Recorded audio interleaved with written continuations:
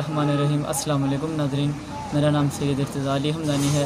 मैं ज़ात कश्मीर के इलाका अटियावाला जिला वली से तलक रखता हूँ। नाज़रीन, गुज़िश्ता दिनों जो जिस तरह पाक भारत कशीदगी हुई आपने देखी, वह अल्हम्दुलिल्लाह अल्लाह पाक के फजल व करम से वो कल शाम को दोनों ममालिक के माबैन सुलह के तहत वो कशीदगी ख़त्म हो गई और दोनों ममालिक के माबैन आपस में सुलह होगी।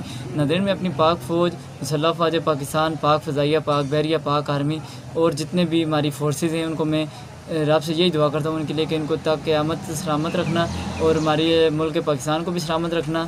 मेरी रब ताला से यही दुआ है। पाकिस्तान जिंदाबाद, आज़ाद कश्मीर जिंदाबाद, पाक फ़ौज जिंदाबाद, पाक आर्मी जिंदाबाद।